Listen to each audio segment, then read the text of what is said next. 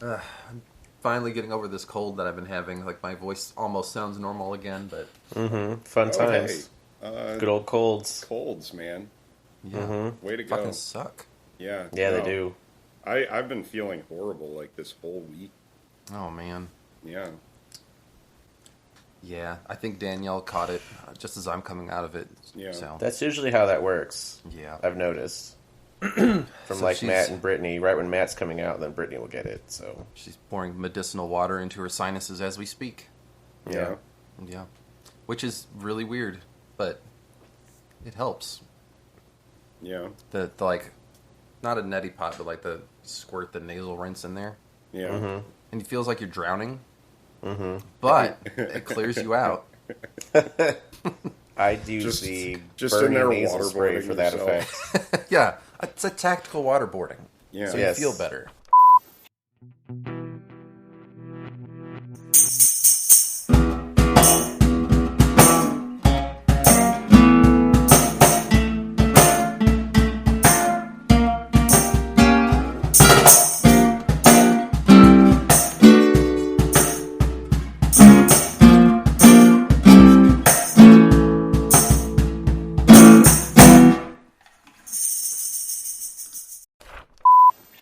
Hello, and welcome back to RTFB. This is Travis, and today Chris, other Chris, and I are covering the first section of Kindred by Octavia Butler, which was everything starting with the prelude and ending with the fall. So there's your spoiler warning if you're reading along. And although this episode is already running a bit long, let me remind/warn you that this book does contain descriptions of beatings, rape, racism, and other bad things that would have happened on a plantation, so please do be prepared. Once you're ready, let's jump right back into my discussion with the Chris's already in progress. Yeah, who would? Books a Million's nice. Yeah, They got good stuff there, but it's just like every other bookstore. yeah, Except sometimes they have a bigger selection of like used stuff in them. yeah. It just depends. Depends on the Books a Million. Like the one in the mall is not going to have as many of the used ones. But like the ones in St. Louis have a really good, I think, combination of used books and new. Yeah. So you can find a lot of cool stuff at the Books a Million, just depending on where your location is. Yeah, So yeah. Cool. I miss Walden books. I liked B. Dalton a little better. B. Dalton was okay. But Walden They books, weren't as good at the end. At the end, Walden books were better. Walden books had the kid entrance that you could go through the secret tunnel to get in. Oh I my guess God. they did. I didn't get And to that do shit that. was amazing. So I bet. Our Walden books didn't have that. The one that I went to, because we went to Crestwood a lot because that was the closest mall to my house, and their Walden books didn't have that. So now that mall doesn't exist. It's a pile of dirt Yeah, because they yeah. got rid of the bookstore. and everything else. Yep. That was their Yep. mistake. Maybe they're building condos now. I don't know. That was the plan. Probably. But now the city of Crestwood has like no tax base because it was all based on the mall.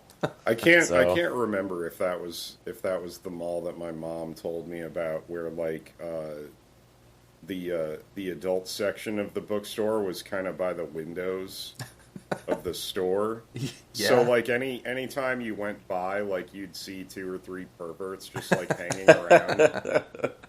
I would not be surprised if that was the case. Like, you can have be them, but you're fair. going to have to show everyone you're having them. Exactly. Yeah. That was the first. They had the first movie theater that had 10 screens in St. Louis. That was easy to get to. They built an AMC. Like they had a little one that then was in the food court. That became Exhilarama, and they built the AMC 10. I mean, I think they had some like big multiplexes like way the fuck far out, but I didn't go there. Yeah. Yeah. But I spent a lot of time going to that AMC 10. I kind of miss it. And then it became a cheap movie theater when I was an early, young adult. So I used to go, like, when I lived in South City, before I moved to Florida, I would go, like, every Friday if, like, Megan wasn't available. And I would get, like, some crappy Chinese food at the food court and then go see, like, a $5 movie at the movie theater. Nice. Yeah. So I saw a bunch of movies there. It was fun. But now Way it's to all do it. gone. All my memories are gone. Nothing but dust. So The memories are still there. It's just all the Yeah, but places the you made space them in isn't. are gone. Yeah. yeah, exactly. Like the bread co that was there, I spent a lot of time at. And Yeah. Well, you can just comfort yourself by knowing that, yes, eventually those memories will be gone too. Oh, Unfortunately, I feel comforted. I don't. I feel very comforted. Jeez. I was also like adding to my list of like crotchety old man stuff Yeah. because like we finally finished Avatar. We have been saving the finale for like a special day, and we went and got popcorn and treated it like a movie. So we moved on to Korra.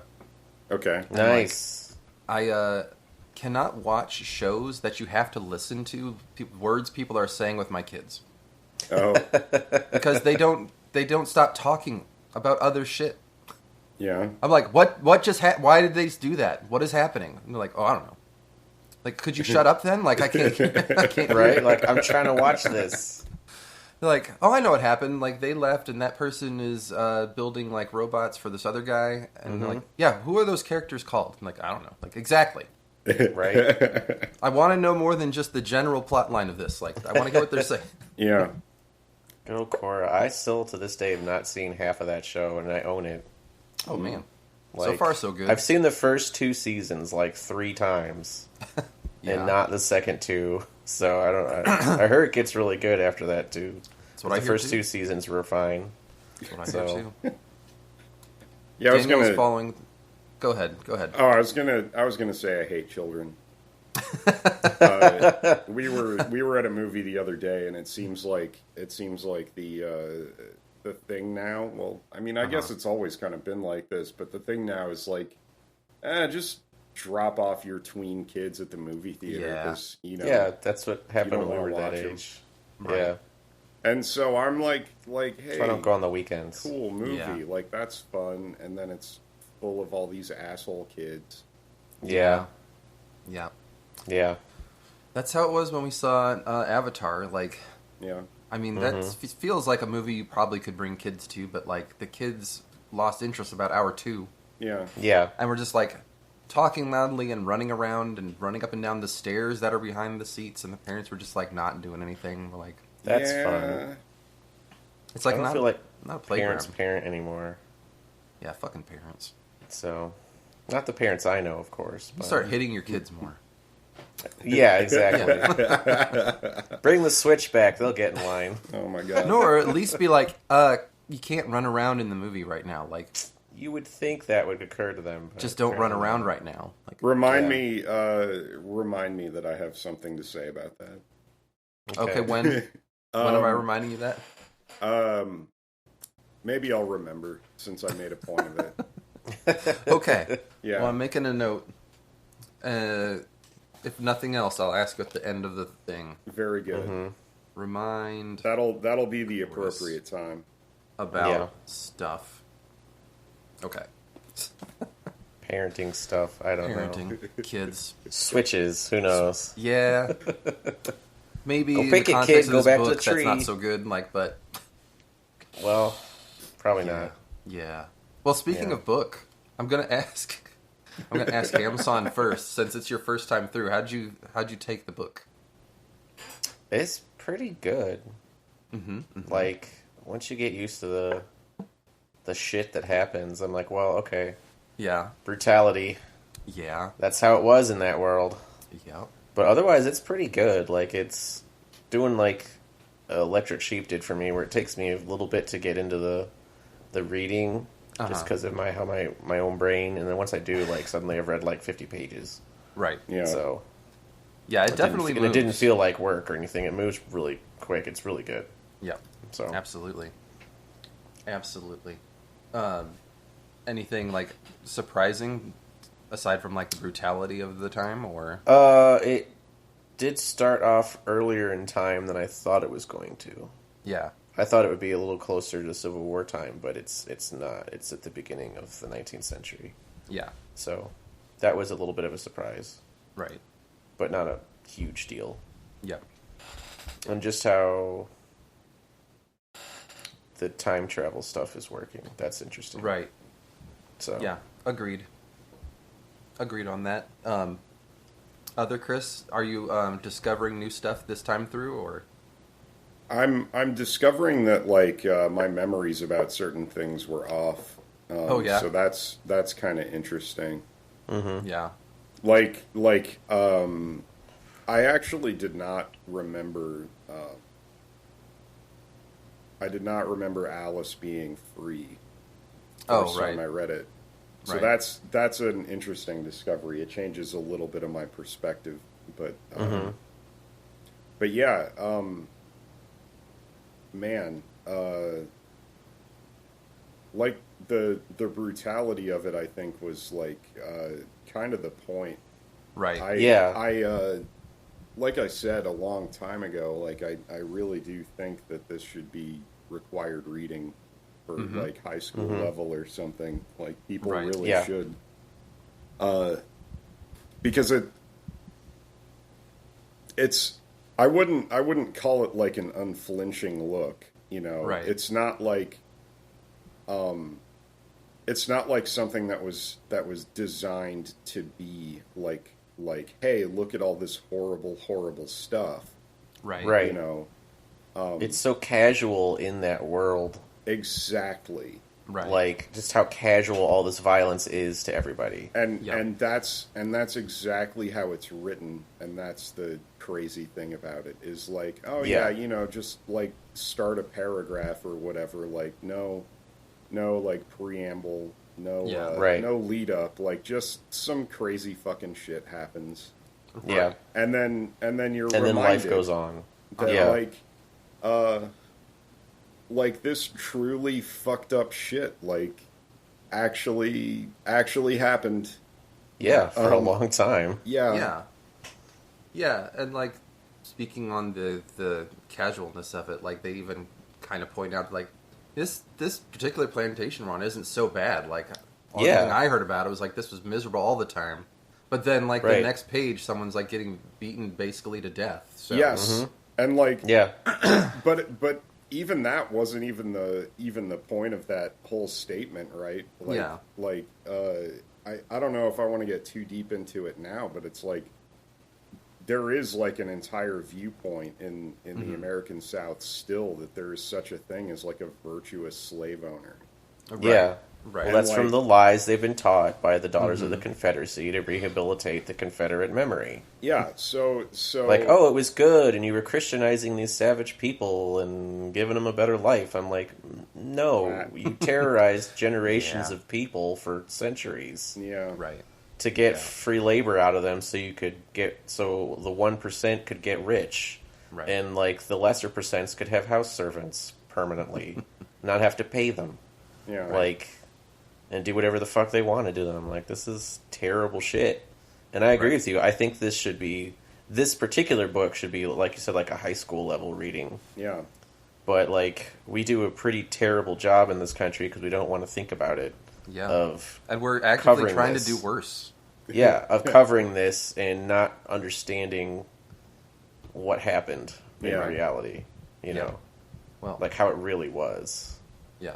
And that's why I do tell people, like, this will get added to my list of, like, if you don't want to watch 12 Years a Slave, then you should read Kindred.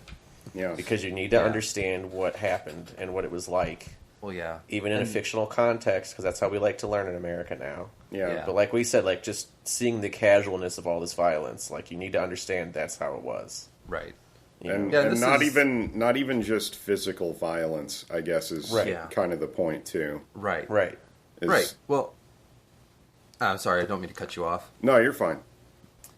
Well, I was going to say, like, and this is jumping ahead, like you mentioned, but, like, even in that conversation, the guy's like, I mean, it's not that bad. He's like, yeah, for you, where you're not constantly in fear of this happening, like, this could, like, break out at any time. So even if you're not constantly getting, like, whippings or whatever, even seeing the one is enough to make you terrified at all times. Like, right.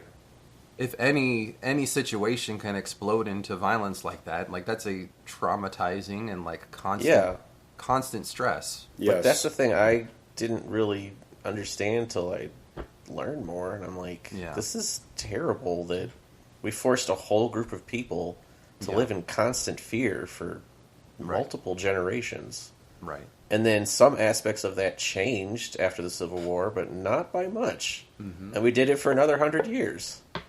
Like, it's no wonder shit's a little fucked up right now. Yeah. Yeah. Like, we've got people who are alive who experienced Jim Crow, which was slavery light, essentially. in some ways, but not in others. Right. And, like, still people being terrorized for the most part if they ventured out of their neighborhood they were forced to be in. Yep. So, it's like, what the fuck? Come on. And it's not the kind of thing you're like, okay, we're sorry. And you're like, oh, all right. Yeah, no. We're all better now. It's going to take some so it's fine. honest, hard looking and working to, like, really rectify this and help people actually be fully American if they want. Yep. And, like, kind of, people don't like it, but we do kind of have to make up for what happened here. Right. So.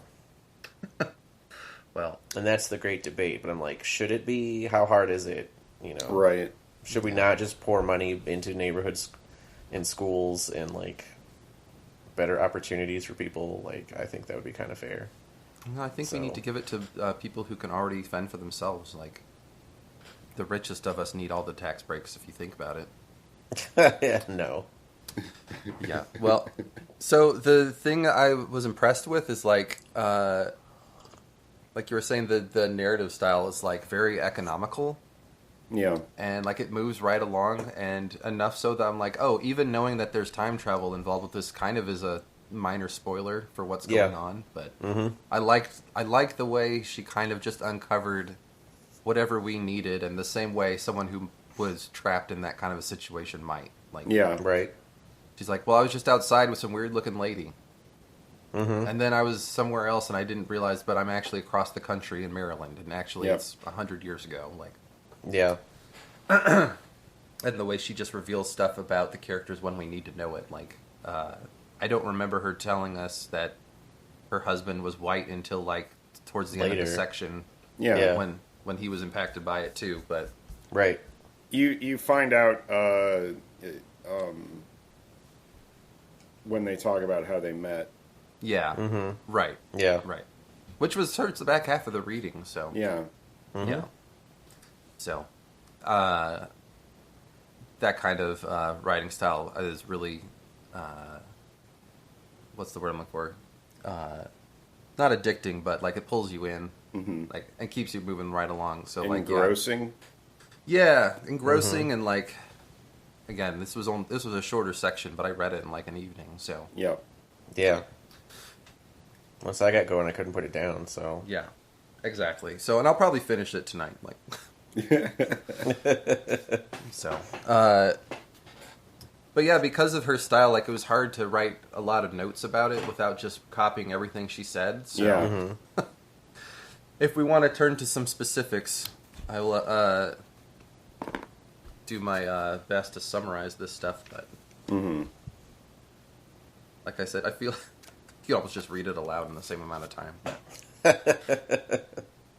Yeah. So anyway, some book specifics. So I liked the prologue a lot because it opens up saying, "I lost an arm on my last trip home."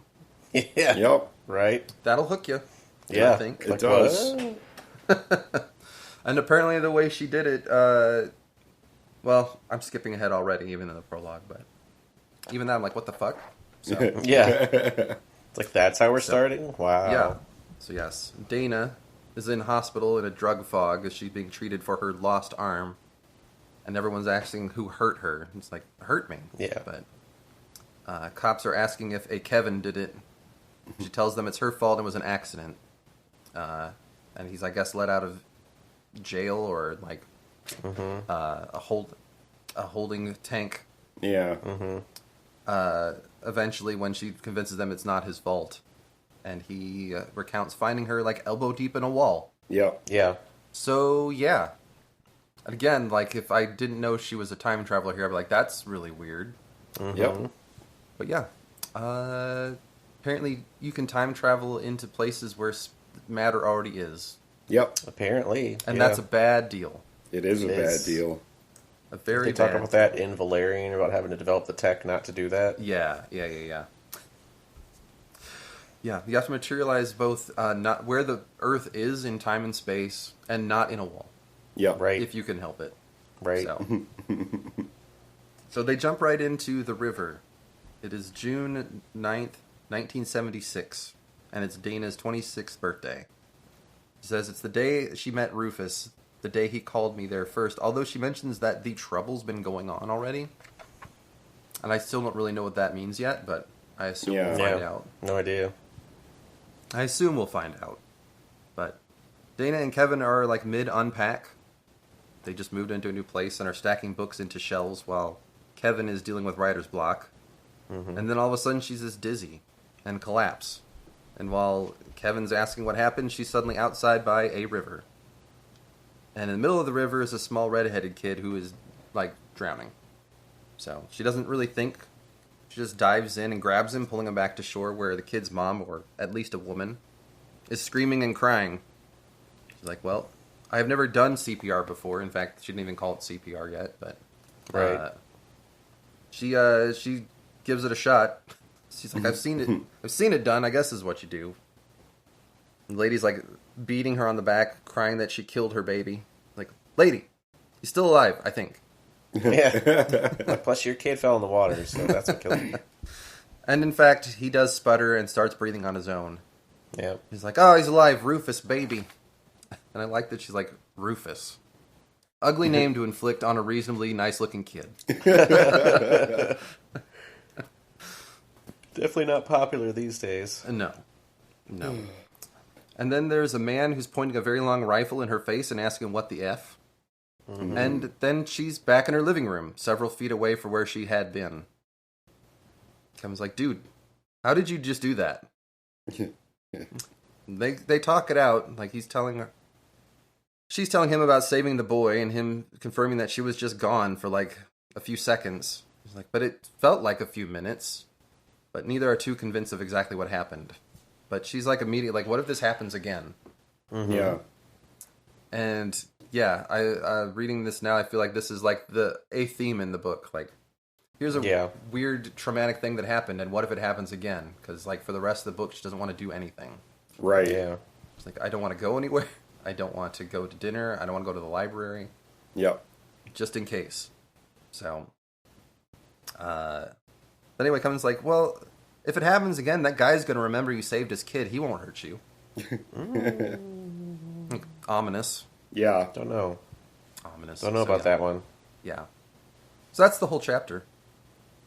Nice, short, and sweet. And like I said, to the point and economical. Yep. Mm-hmm. So, the fire... Dana is like showering and putting on clean clothes, but even though Kevin's like, let's go out for your birthday dinner, she's like, no. I'm not going to be in the middle of a restaurant and disappear. Like, that's not going to happen. Yep. So, and yeah, in fact, when their takeout arrives and they sit down to eat, she's dizzy again and she disappears again. Like, not even a couple hours later. Yeah. Like, she gets no rest. Nope. No. So... she's suddenly in a dark bedroom, and a boy with his back to her is holding like a still smoking stick, and his drapes are on fire. Oops. So again, she like has to jump into action, like pulls the drapes down and throws them out the window, which she later realizes is the second story. It's like, that could have gone poorly. Yeah. Also, after she'd done it and realized there was a fireplace, she's like, oh, okay, I could have just... thrown them in there. But, everyone's safe, and she's like, okay, I'm ready to quantum leap back home. Save this boy again. Yep. Yeah. And then she doesn't. So she decides she needs to get some answers, and that the boy is probably more likely to talk to her than an adult, who would probably just shoot her for breaking in. Yep. Which, to be fair, yeah. Fair. That's what they would have done. Yeah. I liked her a lot. She's like, immediately, like, someone ought to have used that stick on you sometimes. Like, what are you doing? There's a lot of her voice, Octavia Butler's voice in this character. Yeah. You know? Yeah. Yes. She was exactly that kind of person. Yes. I like it. So yeah, when they're in discussion, he tells her his name is Rufus, and she realizes that it is that same kid, but like 4 years older now. And she asks him if he remembers a time when he almost drowned, and he does. And he remembers her, and he remembers what happened afterward. Mm-hmm. And he was like, I had seen you in a room with more books than my dad has, but I thought you were a man because you were wearing pants. Yeah. A recurring theme. Yeah. Yep. Which, I guess so. I would think like there's other signs that she's maybe a woman, but I don't know. No. If you're used to only women wearing dresses. Yeah. Yeah. Women don't wear pants in 18 whatever teen. Yeah. Like ever. It's forbidden or something. It's just not done. Yeah. Right. It's grotesque and like profane. Apparently to them, yeah. It's too erotic. Oh yeah. Or something. But yeah, neither of them seem to know exactly how she got there, and she's not too keen to let him think that he can control it. Right. Like, I would like him to stop bothering me, but he talks about how later his mom said she was probably a ghost because she had seen her disappear also. Mm-hmm. But she's like, at the time, you were just a strange N-word she had never seen, and I will be sticking with N-word. Despite yes, thank you. Thank you. Yeah. This isn't that kind of podcast. No. Right. Yeah. No, we don't go there. That's oh my too God. far. No. I do not have a pass. Right. So yeah, some strange person she'd never seen, but then she remembered her Bible, like when Elisha breathed life into a dead boy. And again, she called me what? And after I saved her kid, Right. The Roof's like, why wouldn't she call you that? right? And Like, I just that's what wanted you to point are. out, I don't know if this was intentional or not, but in that passage, it was like, I love the conjunction of like Bible learning and hysteria and like casual racism. Yep. Yeah. That sounds like the South to me. Yeah. Yeah. Yeah. The real Holy Trinity. God. So yeah, Especially she's like, that version of the South. right? Yeah, Like, there's plenty of people down here who do try not to do that. right. But it does still happen. So, that's Few why and we far between. outsiders got to move in and help them out. I'm just sorry, that's not true. But Yeah. So yes, she takes offense to being called that. Of course, Yeah, like you do. Like you would. but I would be offended if I heard that. Like, Yeah. like, what the does fuck she are you always call doing? black people that? And he's like, well, not when company's over. What difference does it make She's like, yeah, show me some respect and don't in call your me that. culture? He's like, okay. So Yeah. Rufus tells her about how he had burnt down the stables once when his dad wouldn't give him a horse. So spoiled. Seems reasonable. Sounds reasonable for a rich kid. Yeah, rich kid syndrome. He's got affluenza already. Yeah. And how he had set this fire because he had been accused of stealing from his dad, even though it was only $1. Well, I like how he denied it at first, but then he was like, "It was only $1." I'm like, kid, in your time, $1's like $100. Like, come on.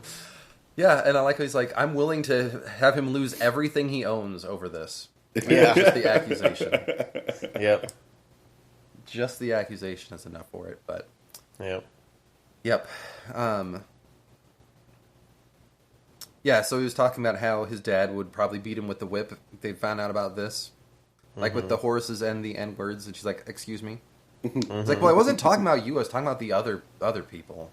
He's like, Right. yeah, just say blacks anyway, kid. Like, Right. come on. So, I like her thinking how this boy would be lucky to stay out of prison when he grew up, if he grew up. Like, Yeah. his dad doesn't Yeah. beat him to death one day. Like, Yeah. Or he just doesn't have like some fatal accident. yeah, Yeah. Right? true. He is accident prone, Incredibly so. as Gets we himself will into continue to see. Deadly situations a lot. Yeah, and to comment on it later, but like any injury is a deadly situation in the Yeah. 1800s. Like, It is, yeah. If it's serious enough, you're going to have serious problems if you survive. right, So, right.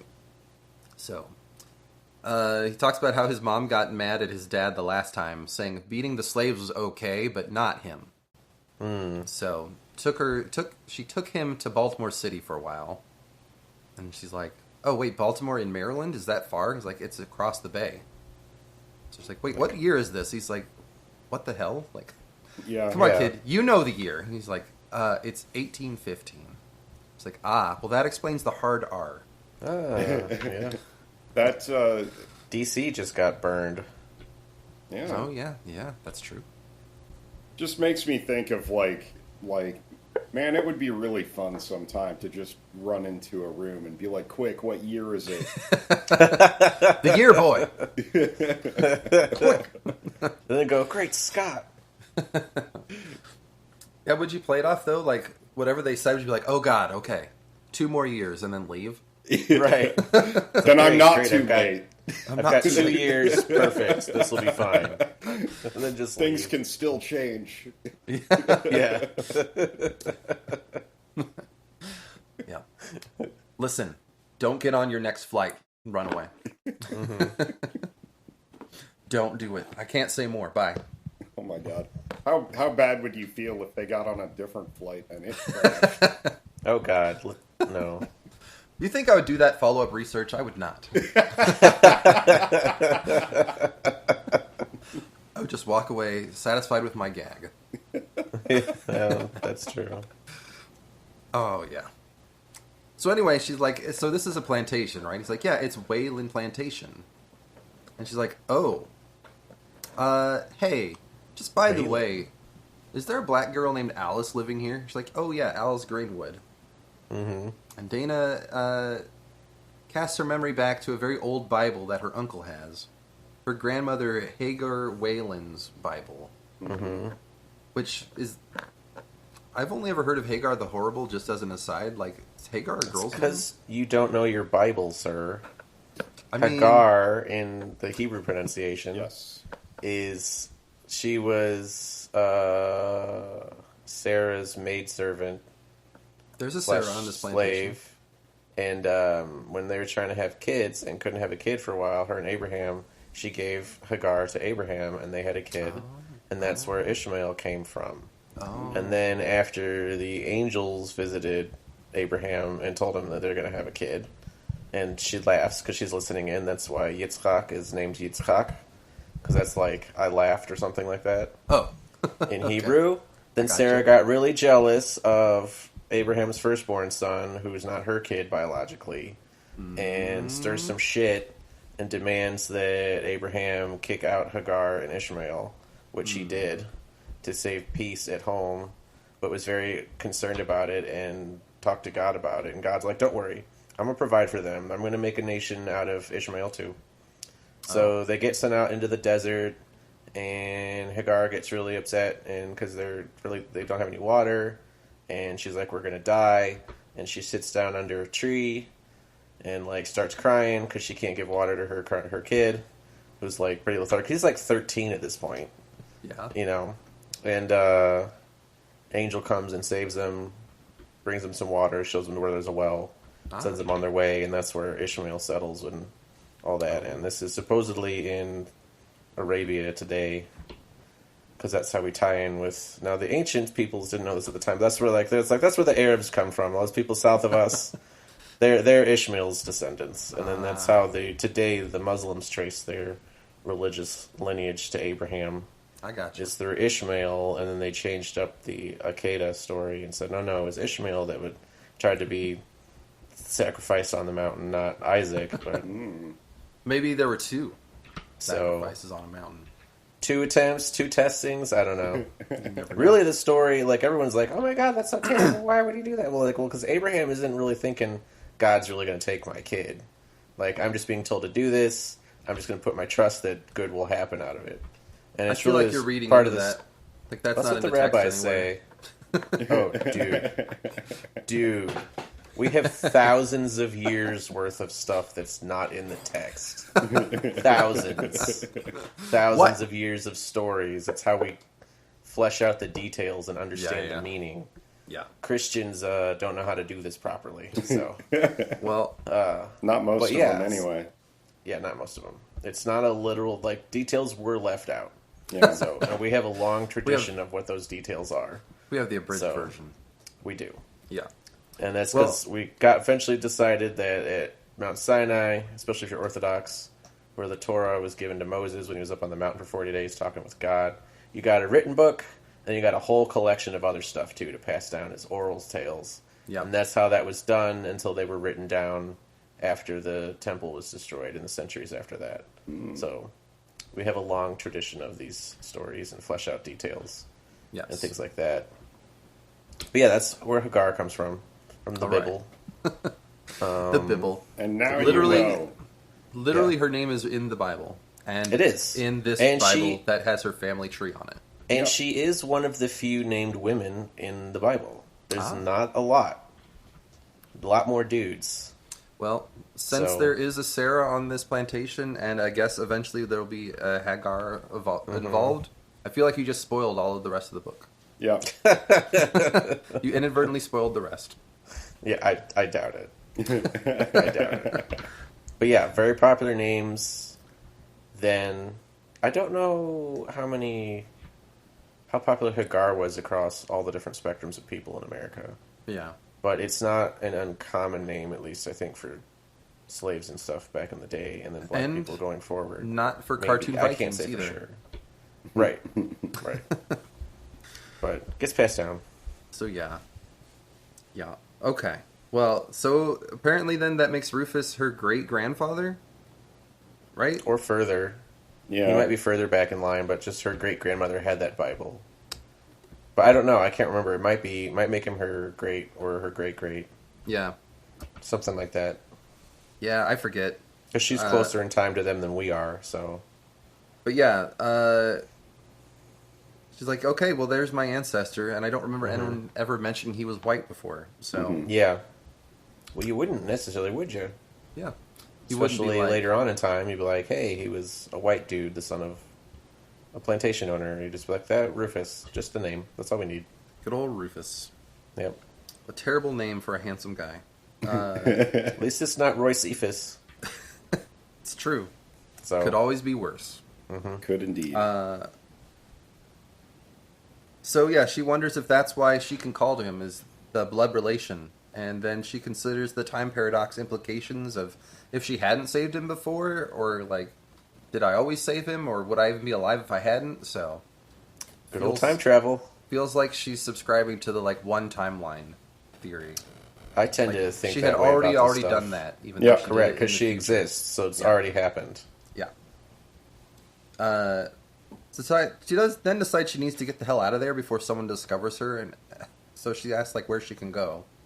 Yep. He's like, well, you can hide outside until morning and then ask Dad for work. He hires free people. Mm-hmm. She's like, yeah, if you were me, would you want to work here? He's like, He's like, fair point. probably not. Fair point. My dad's kind of an ass. But he tells her that Alice's mom has a house nearby and he helps her sneak out. But they make sure to find the remains of the drapes, tells him to burn them and only them. Right.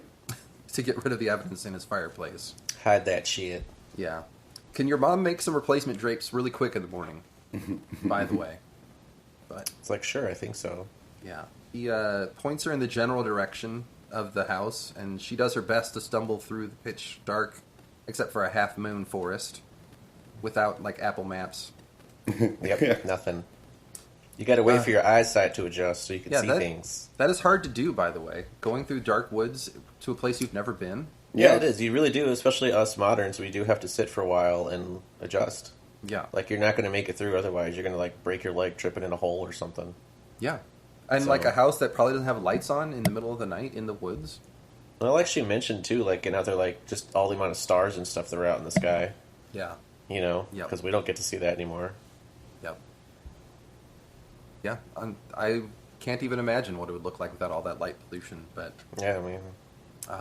one of these days we'll have to go on a trip. I think we have a part of one of the national parks is a dark sky park. So yeah, there's a place not too far from here that I want to go to. That'd be cool. When we go to Broken Bow, sometimes you're far enough away. It's not true dark sky, but it's enough you can kind of see the Milky Way. Nice. That's cool. Well, I've never seen the Milky Way. I pointed out to my kids, and they're like, who cares? I'm like, God damn it! Like, kids, you're not going to be able to do this when you're our age, let alone when you're old. Yeah. Like, think about it. Yeah, when This the is your planet last becomes chance. an ecumenopolis, and then everything is. Yeah. You'll have to go into space to see stars. Out on the ocean. Right. Yeah. You probably could go out in the middle of the Pacific. Yeah. No, that'll be a Maybe. city too. Yeah, you're right. That's true. Yep. We'll start building a city on top of that garbage pile. Might as well. Will be Isn't good it use as big for as it. Manhattan or something? Like. Yeah. I think they've shrunk it a little bit, but yeah, I think it's about that size still. Yep. Yep. Good old humans. Always making things better. Yeah. So she does stumble around in the forest for a while before she just gives up and goes back to the road. Mm-hmm. And is almost run over by a group of riders because she's not very quick on the uptake about what horses sound like. Yeah, I wouldn't be. Not a sound you're used to hearing in the middle of the night, I guess. No, and it's dark, so you don't see them till they're right up on you. But she, horses don't glow, folks. They don't have headlights. They do not. So yeah, she manages to hide from them while they go past, but decides to follow 8 white guys on the horse that she really hopes aren't going to the house of black people. It's like, that's not going to end well. Nope. Yeah, nope. But spoiler alert. Spoiler alert, yeah. Sort of foreshadowing, but again, it's like the next paragraph. So yeah. Yeah. So yeah, she follows them, watching from the trees, but she's hidden but very close. Watches as they go to the house. Some of the men break down the door and drag a naked black man and a woman in a blanket and a young girl out front. She overhears something about the man not having a pass, and then they tie him to a tree and they whip him. Yep. Yeah. Just like that. Yep. Just like that. It's like fucking hell. Yeah. Yeah. And again, because of the economy of words, it's just to the point. Yep. Yeah. Like there is not a lot of preamble to this. It's just like all of a sudden he's tied to a tree and they're fucking beating him. Yeah. Well, yeah. Because that's just what you do. Yeah. Yeah, you're just allowed to. You don't have to, like, work up to it. It's just, that's what happens. Yep. So, yeah. That's the stuff that makes me want to, if time travel could happen, to, like, go mow down people with modern weaponry. Like, oh, you think this is fun? Bullet to the head. You dead. Or You're no. having fun now. No, I'm going to make you suffer. Bullets through both your knees. Jesus. Then we'll think about that. I'm going to tie you to the tree and see how you like it. Yeah. Oh, my God. Yeah, so That's I why wanted I'm a to read... Slytherin, guys. I get very vengeful streaks. Is there a blaxploitation movie where this happens? Because I feel hope like, so. Like this is a very cool like time travel Django Unchained kind of thing. Yeah, like, I want to see Anti-Roots or something. Like, I would love to watch that. You could make it. Revenge. You could make It's it. too much work. That's true. Yeah, sorry. Yeah, well, I I wanted have to to read find this. someone and egg them on and be like, you can do it. Yeah. I encourage you to do it. Yeah. Or I wanna Spike see it, Lee, so if you you go ever do listen it. to us, you should make it. That seems like a good project for you. Yeah. Yeah. I'll have to tweet Spike Lee, hey, make this movie for us. Or Quentin Tarantino. He would get involved, I'm sure. Yeah. Both of them together. How about both of them? Yeah, you could make the argument that is his blaxploitation film about it, like Django Unchained. Yep. Take a modern approach to this, but anyway, I did want to read this section because I thought it was like a kind of central theme here. Yeah. So, the beating has just happened, and she says, I had seen people beaten on television and in the movies. I had seen the 2 red blood substitutes streaked across their backs and heard their well-rehearsed screams. But I hadn't lain nearby and smelled their sweat or heard them pleading and praying, shame before their families and themselves. I was probably less prepared for the reality than the child crying not far from me. In fact, she and I were reacting very much alike. My face, too, was wet with tears. So Yeah. seems to be the central point. Like, you can hear about it, you can even see people reenact it, but you aren't really prepared for It's not the same. Yeah. what it's like to see someone like beaten that savagely. So Yeah. I can't really fathom that. I don't ever want to have to see Yeah, exactly. anything even remotely close to Well, that. like you don't even have to go as far as like someone getting dragged out of their house at night and like almost killed. Like even like a domestic violence situation is like you could see it on TV or even joke about it and all in the family or whatever. But if you're in that situation, it's like suddenly very terrifying. So Exactly. So yeah, not cool. Nope. No. So after the beating, that man is tied to the horse, and the men ride away. Just kind of leaving, or I'm sorry, one guy hangs back with the woman, and after some whispered conversations, just punches her in the face. Yeah, Damn. Like knocks would her a out. man. Yeah. Yep, and she just leaves. All right, bye. So she's like once again put into rescue mode, decides she has to help. Yeah. comes out, but startles the child, calls after her Alice, and confirms that these are her ancestors when the girl stops. Mm-hmm. So she tells Alice to go get some water, and they revive her mom, who, again, assumes that Dana's a runaway based on her clothes, but lets her come in and stay the night with them anyway. She tells her that she's from not L.A., since California wasn't a state yet. It's Spanish colony still. Yeah. She's like, New York. Yep, and goes with the story that she'd been snatched and carried away from her husband, who was still there, which, I mean, isn't untrue. Right, that did happen. Yeah. Like, they talk about, at some point around there, too, about the passes, and that was the only thing that kept free black people from just being kidnapped and sold into slavery. There was, like... Yeah. It's like, prove it. You have to prove that you're free. Otherwise, the assumption is you're a slave. Yeah. Like... Yeah. Well, I don't think that was something that was something I was aware of, but essentially just like a hall pass. Yeah. Something written down like, this guy's allowed to be over here tonight. Like, right, and I think you could get, like, especially further north, if you came from there, you got some, like, official paper from the state that said you were born free. Mm-hmm. Yeah. And that your family was free type of deal. And you had to have that with you, like, all the fucking time. Yeah. Yes. Especially if you had to go down south for any reason.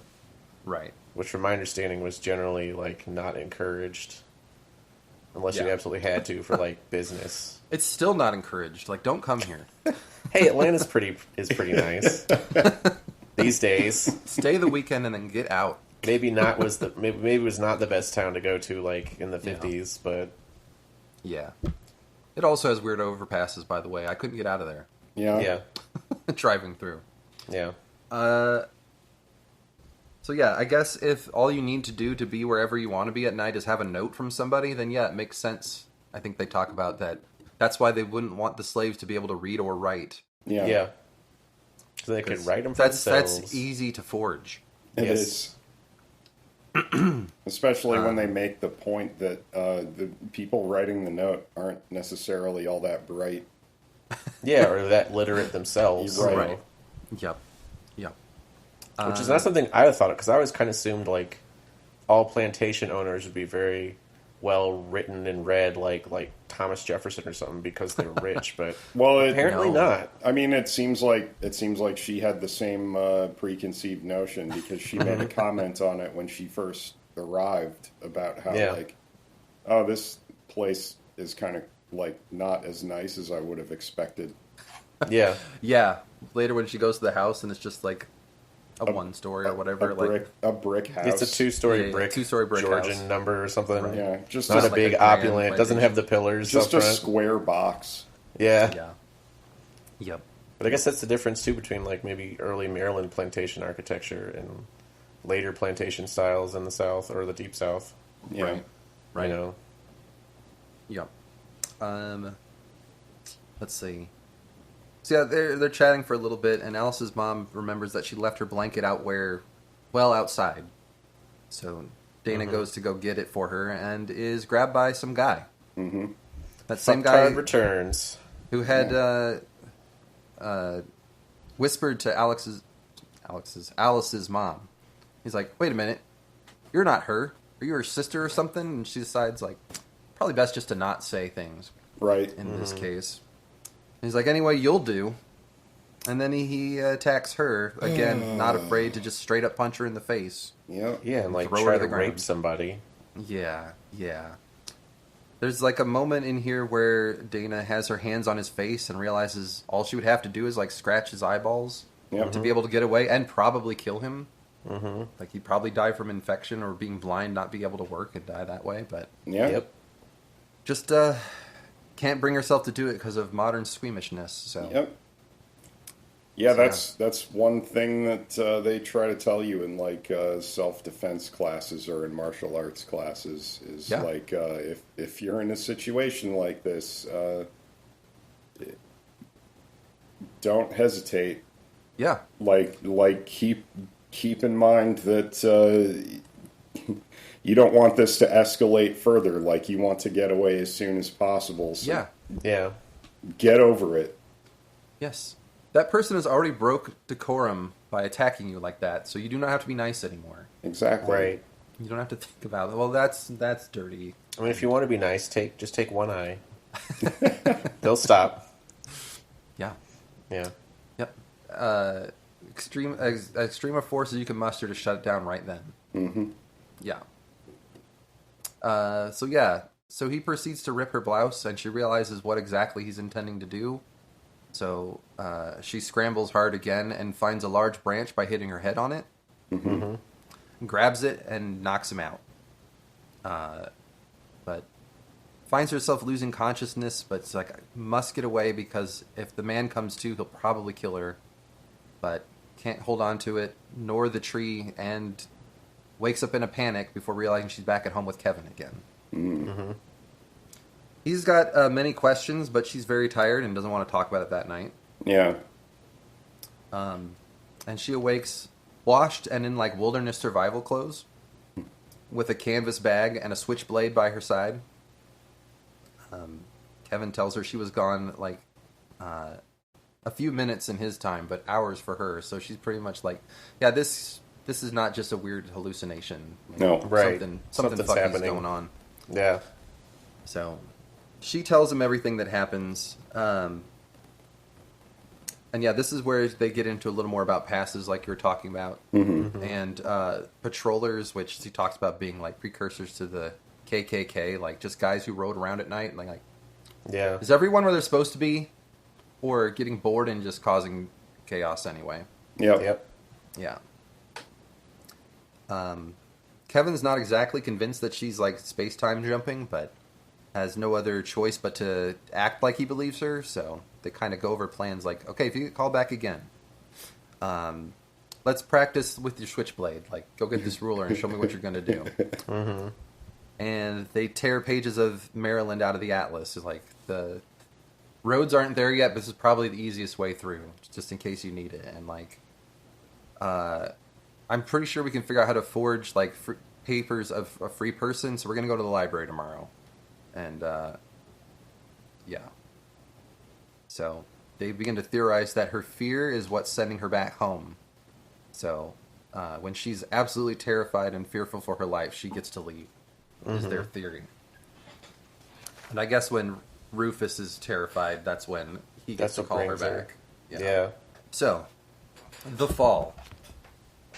So, there's an interlude that I really liked, talking about when Dana had met Kevin, and like it seems probably cribbed from Octavia's real life, like probably talking about being a like part-time author and like taking spare jobs where she could, and then taking caffeine pills to stay up late and write. Right. I want short stories. I want to throw out there something that struck me while I was reading that the beginning of this section was like how people nowadays are talking about gig work and the gig economy, and it's like this is a thing that has kind of always existed, right? Yeah. And like it just used to pay better. Exactly. Yeah, at least minimum wage, right? Yeah. But yeah, like I thought that was like really interesting that like basically like the same exact types of people are doing the same exact types of work now. Right. Very strange that it hasn't moved at all in the last like 50 years. Yeah. I think that's by plot and design. Yeah, I think you're right. It was supposed to have moved, and then forces aligned against actually fixing that kind of stuff. Yeah. Well, like the minimum wage was supposed to have raised since then too, so. Yeah, and it did slow enough to look like it raised, but not when you adjust it. Yeah. So, great lies we've been told for a long time. Right. I also thought that part was interesting, talking about the casual labor they were doing, which basically seemed like day labor stuff you would see now, like people hanging out outside a Home Depot. Yeah. You kind of drive by, it's like, who can drive while you're with me? Like, right. Who can help me take an inventory? Come on. Right. So yeah. And we forget, too, there was a lot of economic tumult in the 70s. Yes. True. So. True. Because we were born after that and didn't have to deal with it. But, like, people who went through it, like, we don't see it as much in our shows and movies anymore, but some stuff hints at it, like, how up and down it was for folks, and that's how, like, Jimmy Carter got into office, and then how he got kicked out and Reagan was brought in because he just failed to do, in their mind, failed to do anything about it. Mm-hmm. Right. But, presidents aren't magic, so. Presidents aren't magic. Yeah, contrary to popular belief. The name of my new history book. It'd be an important one. Because contrary to popular belief, presidents are not magic. They cannot wave a wand and set gas prices at $1, as much as we'd all like that. So. No, I've seen stickers that say otherwise. Well, those stickers are made by idiots. So I have interacted with some people like that who think that way online, and they are fucking idiots who think they know but that they're not. Oh my! So Dunning-Kruger in real person, in real life. So yeah. There's others who question that and go, guys, come on, let's get real. And they're like, no, we're right. We're like, all right. It's like, I don't want to get banned from this group because I find these people fascinating, so I just keep my mouth shut. But I'm like, a lot of you are dumbasses who think you're not. You're embedded with them. And that's the problem. You're a spy. Well, sometimes I did, especially early on in that group, I did have some interesting conversations with people who came from different points of view about stuff. But we'd come to the same conclusion of, yes, we need to do X, Y, and Z to benefit, America in productive ways, not just talk about shit and say platitudes at each other.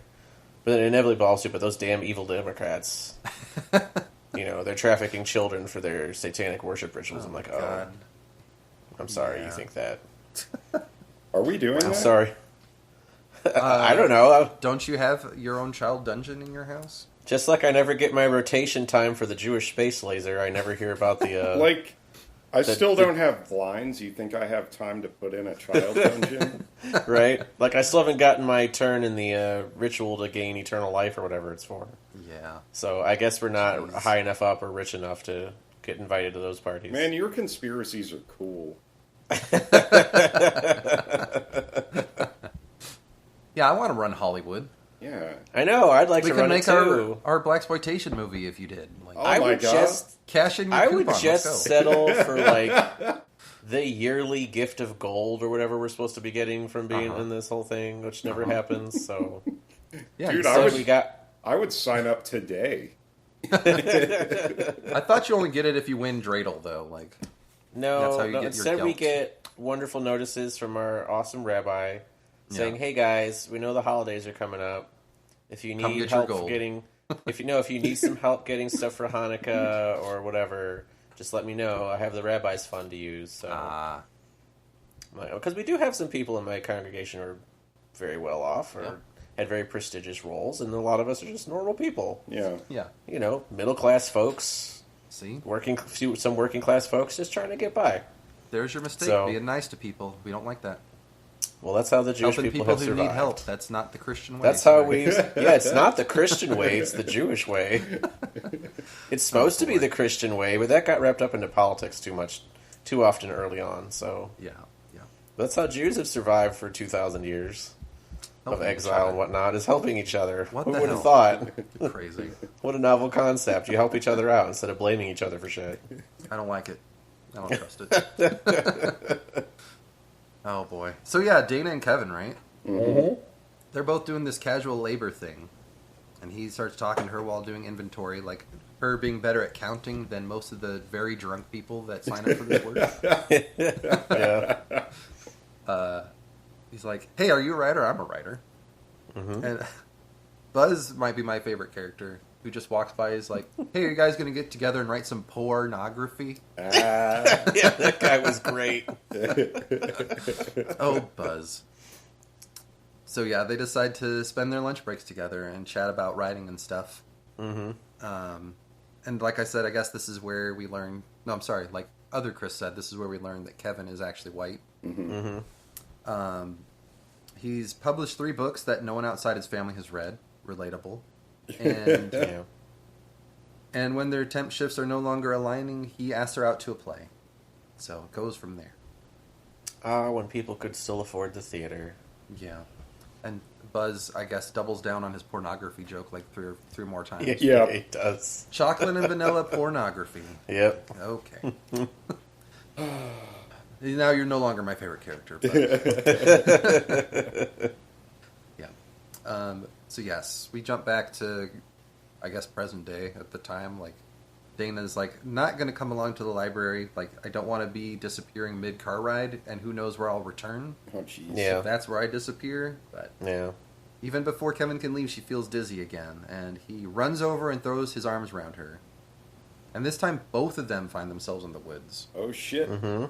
And there's fucking accident-prone Rufus, like, laying on the ground with a broken leg. Fucking Rufus. Ah! Looks like he fell out of a tree. Yeah, what was he doing up in that tree anyway? Did he ever say?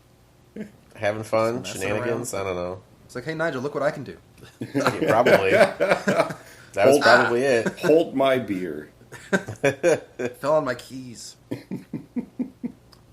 Yeah.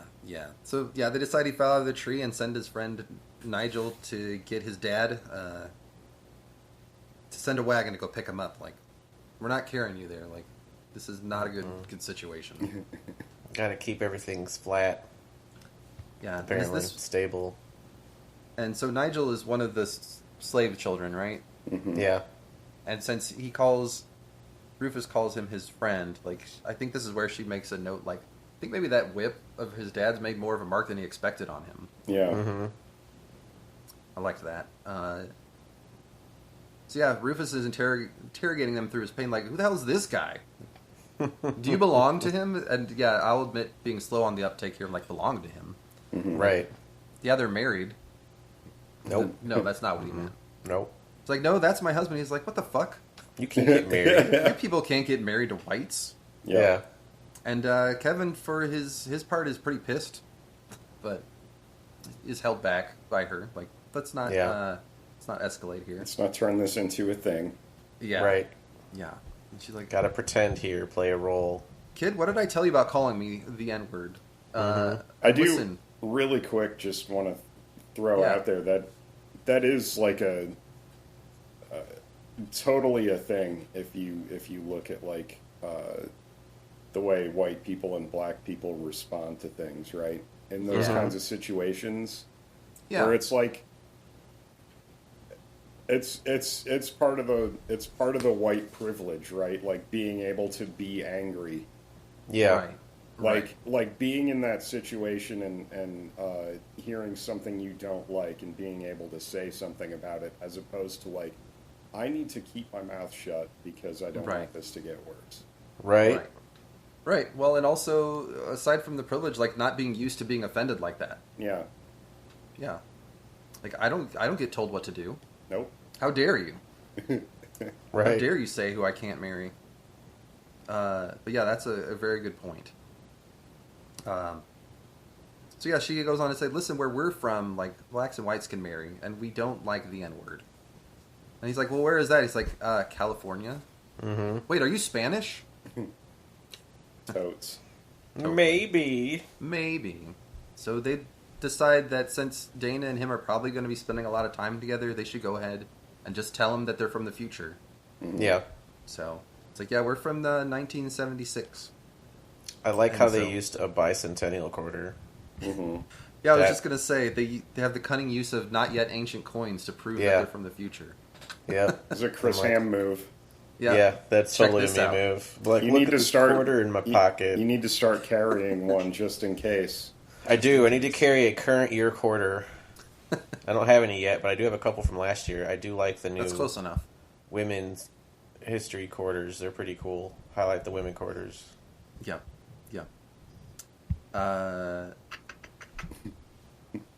Yeah, so he's like telling him to prove it. Like, if you're from the future, then tell me everything that's going to happen. Like, I mean, we aren't historians. Like, we don't know everything. I'd tell him everything, but then might fuck him up a little bit. Like, yeah, your kid or your grandkid's going to fight in the Civil War. Slavery's going to end. All this shit's going to go tits up for you. You don't want to scare the poor boy. You just want to prove you're from the future. So, of course, Kevin talks about the Missouri Compromise. That's going to happen in a few years. Yep, that's something he could check out. Be like, yeah. Oh, I didn't believe him, but yeah, he was right, so I guess he is from the future. Yeah. But I liked his, like, well, then, who's president? Like, who's president where you're from? Like, Ronald Reagan, the actor? No, it's Jimmy Carter. No, yeah, that's right. But no, they the go Georgia through peanut farmer. here's where I would have failed. They're like, who's the president now? And they're like, John Quincy Adams. He's like, who's going to be next? It's like, I'm out. I don't know. Yeah. I don't know. You get Buchanan in there and a Polk and some other shit. And eventually, it'll be Abraham Lincoln. I don't know. Yeah. Yeah, he'll be like in 50 years, it'll be Abraham Lincoln. Just wait. I'll be right in 5 decades. There's a Pierce at some point. I don't think he did much of anything other than looked good for his portrait. William Henry Harrison. Don't get invested in him. Yeah. Yeah. I do know his campaign slogan was "Tip a canoe and Tyler too," because I had to remember that for AP history. Tippy canoe. Yep. Yep. So, yes. So then John Tyler will be president because Harrison will kick the bucket. So. Yep. Yeah. So like we said, he eventually is convinced when they show him some coins. Although he's like, none of these coins actually say 1976. Mm-hmm. It's like, you would have made a good bicentennial one. Yeah. Which now Missourians don't demand proof, so there you go.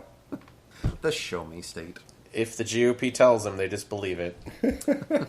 So I'm like, where's the show me? Where's the make you prove it to me attitude, Missouri? But that died out. Yeah, yeah. Now it's just conspiracy. Must be conspiracy. I heard another origin for that, which is I went to a mining school, you know. Yes.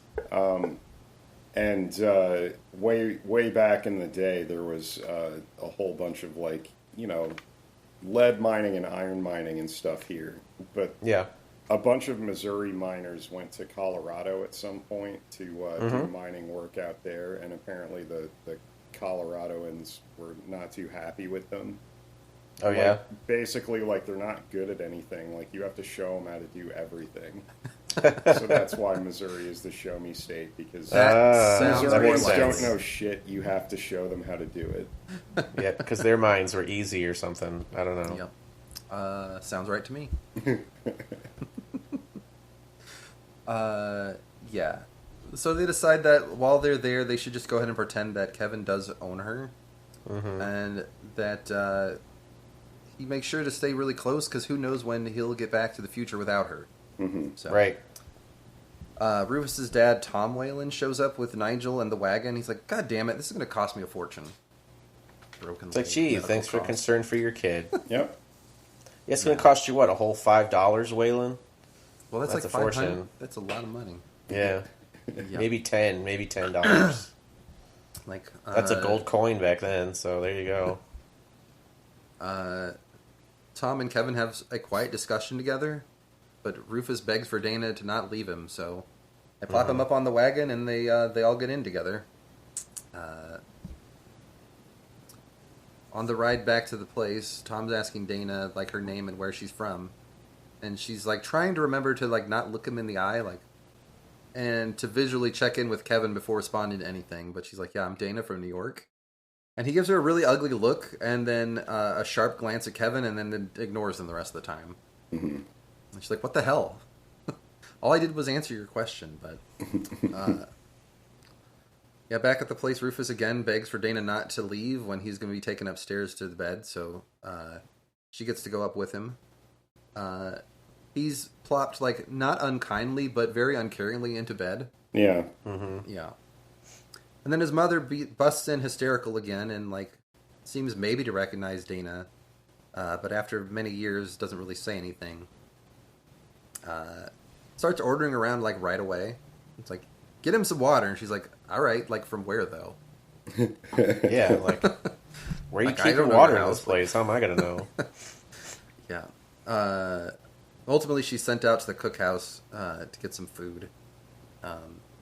She meets a young girl who doesn't speak, who's named Carrie, who shows her the way. And in the cookhouse, Nigel and his dad, Luke, and Sarah, the cook, are apparently hanging out. She's like, yeah, Miss Margaret sent me out. He's like, oh, that bitch. Yep. So Sarah's not a big fan. Nope. But she gets to eat some corn mash. Delicious, delicious corn mash. Yeah. Yep. Is that early grits? Basically, yeah. Where was I here? Yeah, so they ask her where she's from, and they comment on how she talks more white than the white people here. Yeah, I'm sure she does. Well, my mom was a teacher. And they're like, a black teacher? For free kids, sheriff. Yeah. Right? Exactly. It's like, why not? Worked on Blazing Saddles. Yep. Yeah. But they basically tell her that's why Mars, Tom doesn't like you because you're educated and from a free state, and you might put the idea of freedom in our heads as if we were too stupid to think about that ourselves. Right? If they don't know about freedom, don't tell them about it. Yep. Yeah. Like, sure, otherwise, yeah, we're going to want to spend our whole lives under the thumb of white people. It's getting the beat best. for doing shit. That's the best, Yeah. Oh, wait, we could be free? Fuck that. White This people would be had me, some by the stupid way. ideas back then. This would be me if I was in this situation, because Dana has like spent some time thinking about like the poor cooking conditions. She's like, how are people not just dying from like, I don't know, like botulism? They have stronger guts than we do because they And were whatnot. exposed to shit as children. Yeah, talking about how like medical protocol there was just like, well, here's some whiskey, good luck. Yeah, that was kind of it. Like, if you got sick, you got sick. Yeah. Hope you make it. So she hears Rufus screaming from the house, enjoying some modern medicine. And she comforts Carrie, who really doesn't like it. Yeah. She confirms that Carrie is Sarah's daughter, her fourth child, but the first one that was not sold off by Mars Tom. Kevin calls for her, and she has to like remember not to just rush over to him very eagerly. Plays it cool, but he also confirms that Tom doesn't like her very much because she seems like she can read, and it's a dangerous thing for a slave to know. But that he's gotten a job, like he's going to teach Rufus because he's going to be out of school for a while, so we'll just tutor him. Apparently, he's a bit slow to begin with, and she's like, "Well, maybe we can teach him like some compassion while we're here." I don't know, right? Might be do nice. Some unfucking. Yeah. Right. Yeah, she's pretty keen on building a good reputation on the plantation, just in case she ever has to come back alone. Yeah. Right. And she mentions like she really doesn't want him being there by himself because like it won't turn out well for him. No. He won't be able to just shake that off. Yeah. So, seems insightful to me. I don't know. Dana moves up into the attic and gets some cooking lessons from Sarah. And Miss Margaret really is a bitch to her, like every chance she gets. Every time, every chance she gets. Bitch. She's like, I don't care what century it is. I know how to dust, lady. Like, it's fine. Don't have to tell me about that. Right. Yeah. Kevin is like really appalled to his credit at all her living conditions. And when he finds out that her face has been scalded by Miss Margaret throwing her warm coffee in her face saying it's too cold. Yeah. Yeah. So he convinces her that she should move into his room. It's like, they're really good about not noticing these things around here. Like, have you noticed all of the kids that look exactly like Master Tom? Running around in the fields there? Like, right. Plus, Margaret is basically throwing herself at him. So, yeah, he says, I've seen her using her limited reading ability on that Bible of hers. Thought that was great. Yeah. So, she's called back to Rufus again, and he asks her to read. And, remembering that she needs to substitute F's for S's, she reads Robinson Crusoe to him. Mm-hmm. It's the long S, but yeah. We are not used to those. Yeah. And it does look like an F. Yeah. Right. But it's a long S. Because apparently we had at some point, like I picked it up so in Hebrew you have a concept of final letters. Yeah. It's only for a few. So if it's at the end of a word, it looks different than if it's in the middle of the word. Well, the long S and stuff like that kind of was the same, except it was the one before the final one. So the last S in like Congress would be the S we're used to, but you'd put a long S for the one before that. Because it had something to do with like showing the sounds or some stuff like that. But we just decided we didn't need it, which was fine, because we don't really. Right. But that's where that comes from and stuff like that. You know, some of the things that were present in English that maybe at one time too had a slightly different sound to quality to it that then lost that, and then we was like, we don't need that funky looking S anymore, the long S. We could just use 2 S's instead. Yeah. You know. Yeah. Rufus is commenting like, man, you read really good and stuff. Not like me. Teacher says I'm pretty stupid. But I already read as good as my dad, so that's probably okay. Like, you want to Yeah, there you go, kid. Get good at reading. You can hold it over his head. He'll hate you for it. She's like, hey, do you like your teacher? He's like, no. Like, well, then don't prove him right, okay? Like, be better. Mm-hmm. Yeah. She learns that the family book collection is from Tom's first wife. And when he married Margaret, it came with a condition that she doesn't like to read. He's like, God damn. Yeah, that first wife liked to read too much. Just reading and knowing things. God. Yeah. Ugh. Yeah. I don't know shit, so she can't. Yep. She makes sure to check to make sure Alice is okay and still living there. But her dad, she finds, was sold after that night of the beating. Mm-hmm.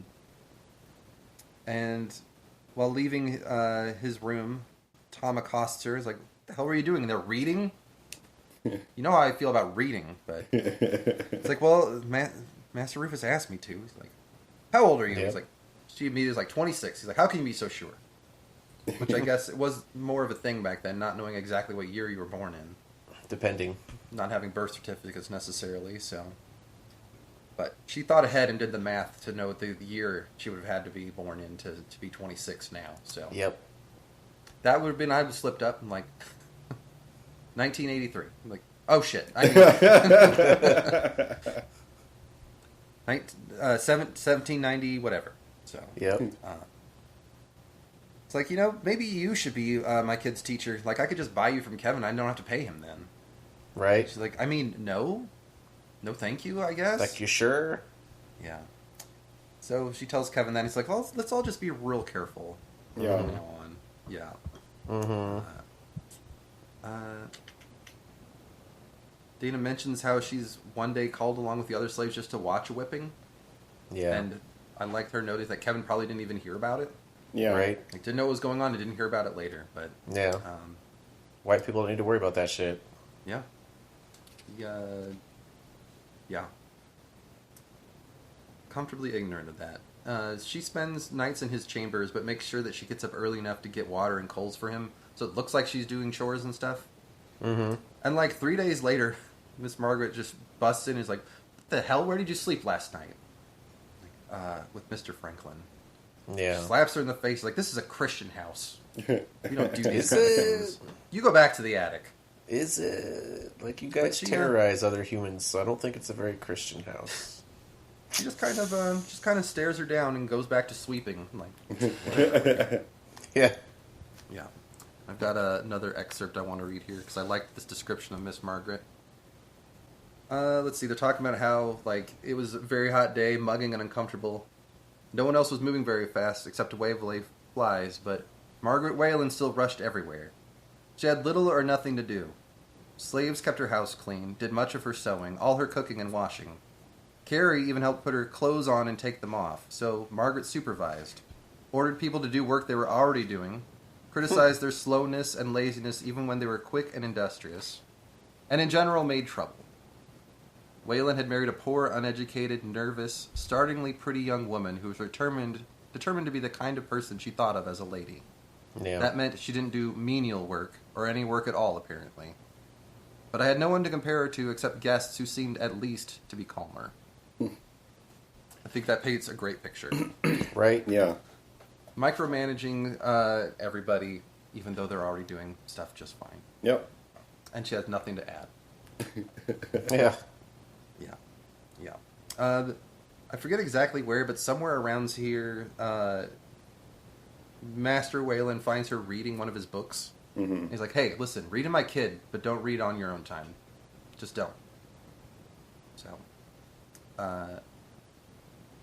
later when she's in the cookhouse with Sarah, she's like, I had to speak on your behalf today to Mr. Whalen, like, assuring him that Dana was good at learning things, even though she didn't know how to do a lot of stuff. Mm-hmm. It's like, yeah, I might buy her. She's like, well, Mr. Franklin wouldn't let him. He's like, sure. Sure, says Sarah. And by the way, you guys aren't as sly as you think you are. And that's probably why Margaret hates you so much. Like, you have something she wants. Yeah. Yeah. It also confirms it was Margaret's idea to sell her kids so that she could buy a bunch of new furniture that she didn't need. Bitch. Oh, What a terrible person. that's a bitchy move. It really is. I need new furniture. Sell these people. Just sell them. It's Sell fine. these children. 3 humans. Yeah. I like the note that she starts to employ a strategy that Luke told her. He's like, listen, don't argue with the white people. Just say yes at the time and then do whatever you were going to do anyway. Like, usually they're fine. Yeah, usually it works just fine. They usually forget to punish you later. It's fine.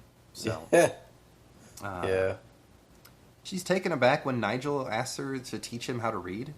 And mostly because she's like, why didn't I think of that on my own? Like, I should have been doing that to begin with. So, she immediately steals a book like that day and starts teaching him. Yeah. Mm-hmm.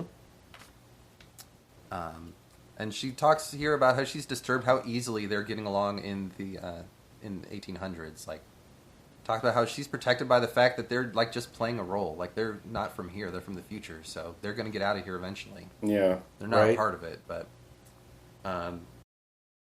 becomes more real to her one day. She's walking with Kevin in the woods, and they notice a group of kids playing pretend, like play acting a slave auction and quarreling over their sales prices. Yes, which was sad, but a little funny.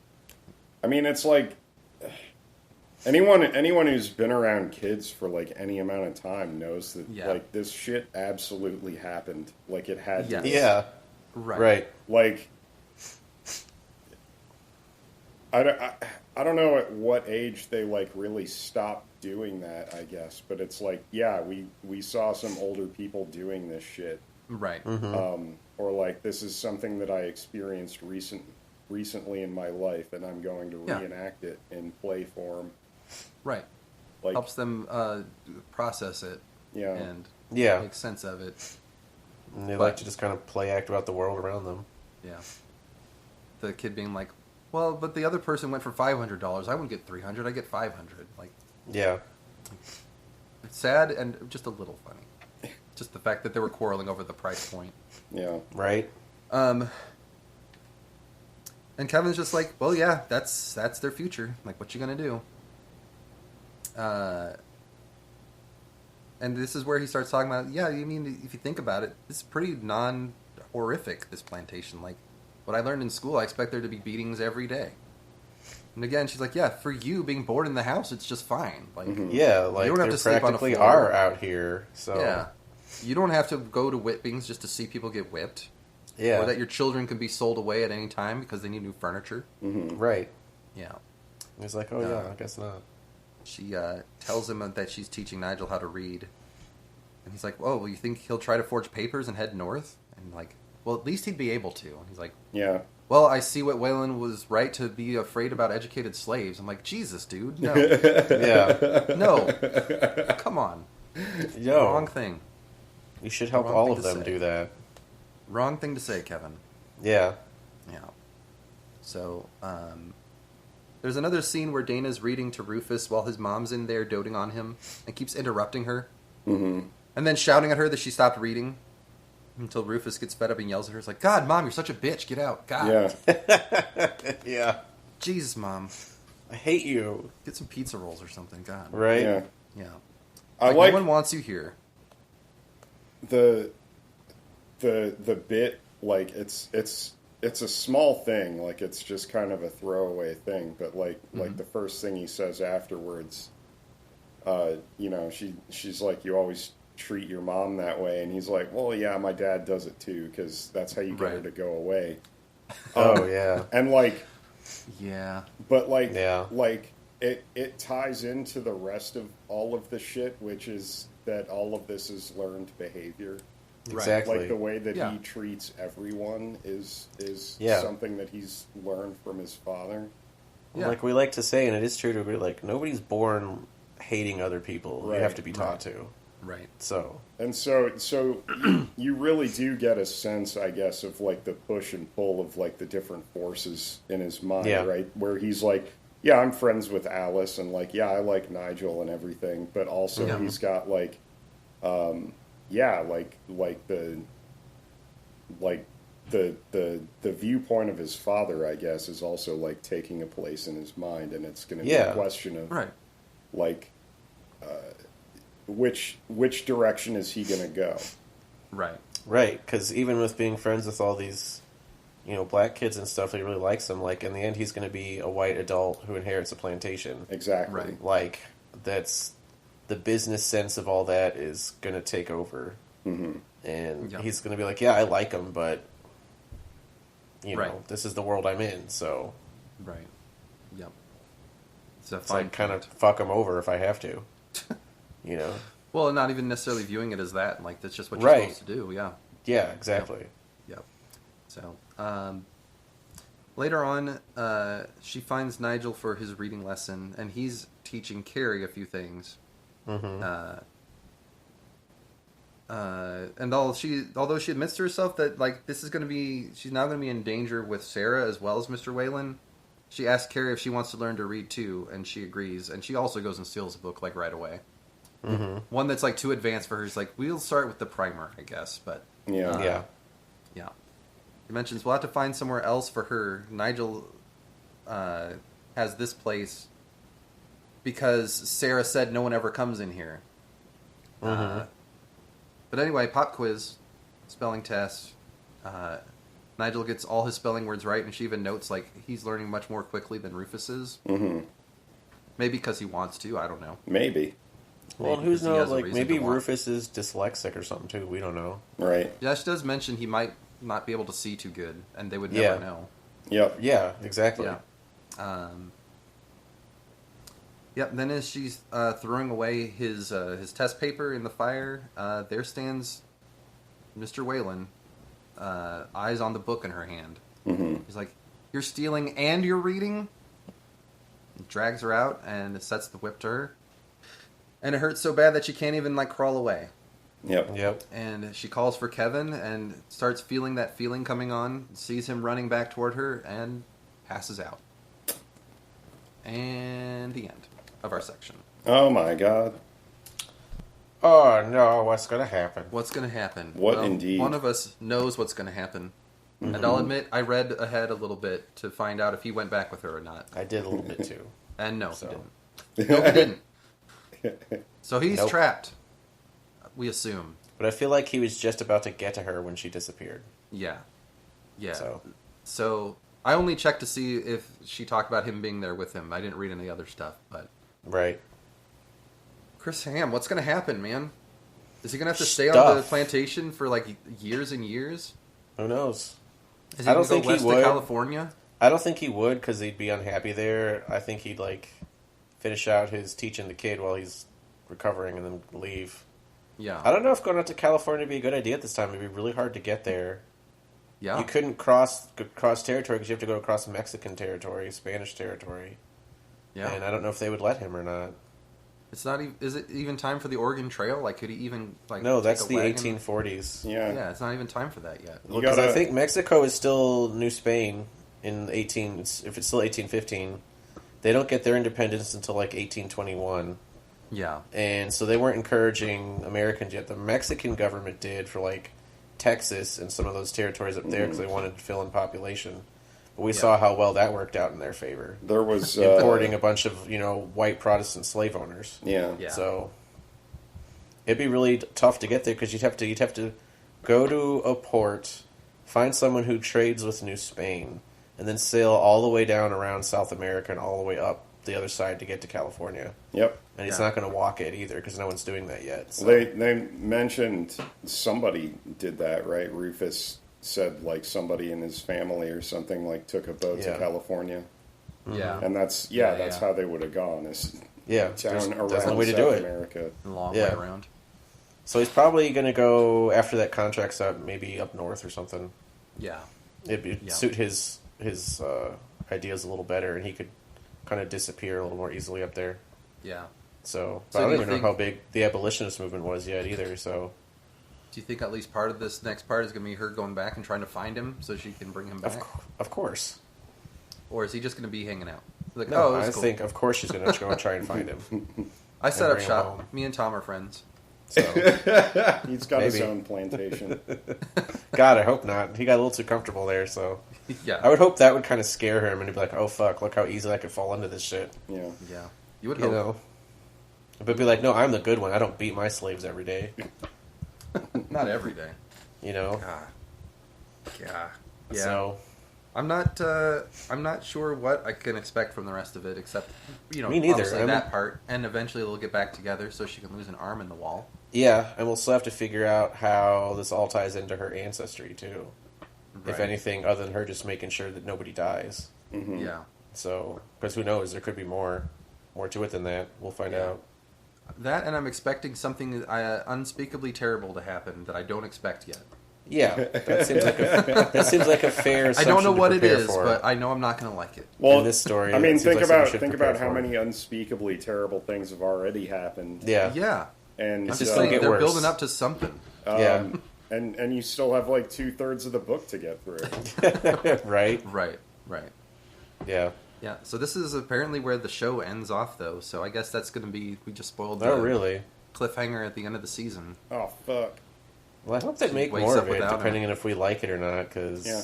Yeah. man! I haven't heard anything about it on the internet. But I yeah, haven't looked for I'm it. So very disappointed that like I feel like nobody watched it. I heard it was really good, and then I heard nothing else about it.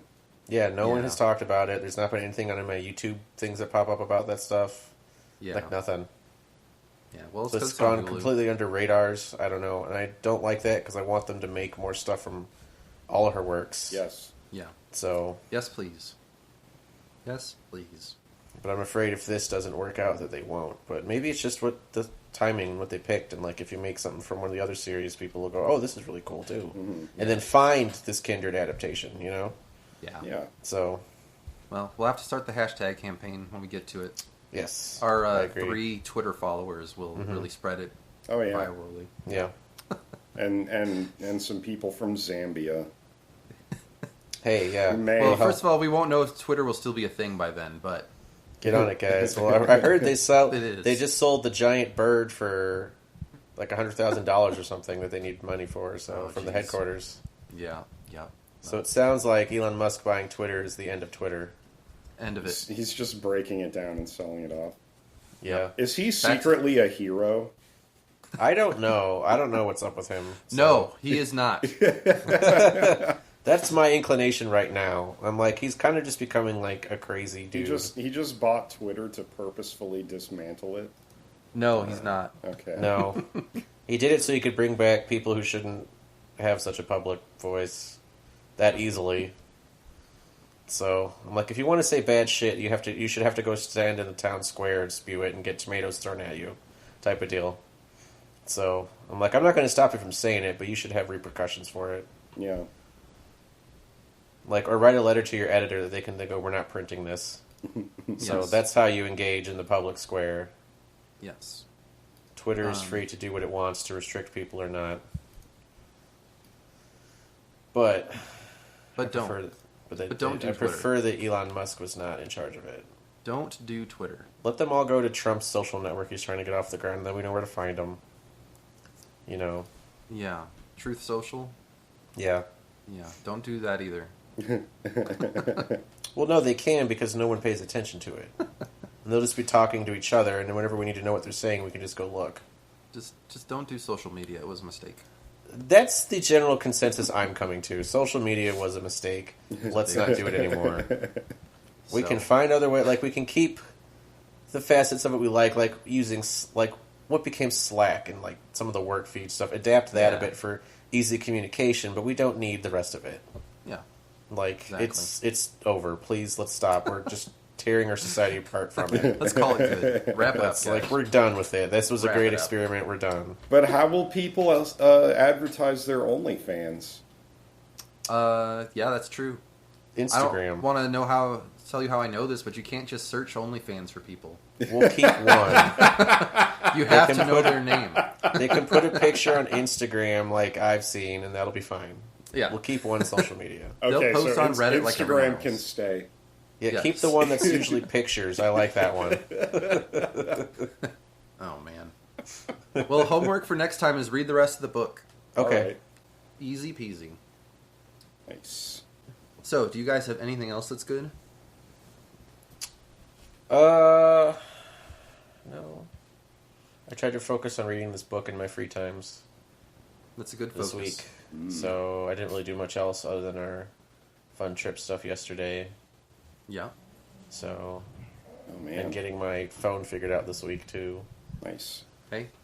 And being upset that I couldn't just pop in my current cheapy phone SIM card, but they're like, no, that can sometimes fuck shit up. So Yeah. Do it pay anyway. $1, get a new SIM card kit, and then you can Yeah. transfer service from one to the other. I'm like, Yeah. okay, Yeah. that makes sense. All good.